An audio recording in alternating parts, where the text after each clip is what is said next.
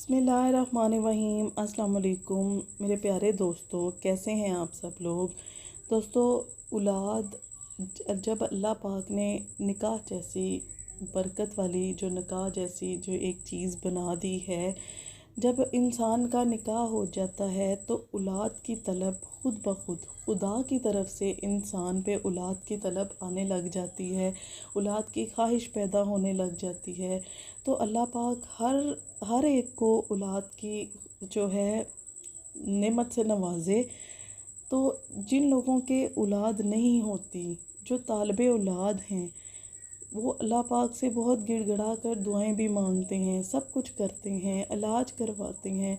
दोस्तों, आज मैं आपको ऐसी दुआ बताने जा रही हूँ जो हज़रत ज़करिया अलैहिस्सलाम ने बढ़ापे में की थी, चुनाचे कबूल हुई और हज़रत यहया पैदा हुए।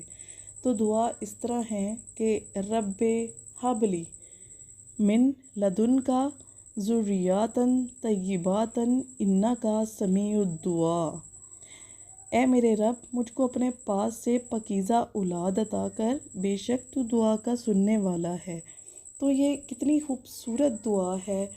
छोटी सी एक आयत है जो कि उन्होंने पढ़ी, अल्लाह पाक ने उनको बहुत प्यारी औलाद से नवाजा। तो दोस्तों, आप भी इस दुआ को ज़रूर अपना बना लें, मामूल बना लें। जिनकी औलाद नहीं है वो इसको हर नमाज के बाद एक तस्बीह ज़रूर पढ़े, अव्वल व आखिर 11 मरतबा दुरूद शरीफ के साथ। तो इंशाल्लाह अल्लाह पाक अपना करम फरमाएंगे। तो अल्लाह पाक सबको औलाद का तोहफ़ा दें। जिन जिन बहनों भाइयों के पास औलाद नहीं है, अल्लाह सबको औलाद दे। तो दोस्तों, ये मेरी आज की वीडियो थी। आपको पसंद आए तो मुझे कमेंट बॉक्स में ज़रूर आगाह कीजिएगा। जिसने मेरे चैनल को सब्सक्राइब नहीं किया, मेरे चैनल को सब्सक्राइब कर दें, शेयर कर दें अपने दोस्तों के साथ। और इसके साथ ही मुझे इजाज़त दीजिए। अल्लाह हाफ़िज़।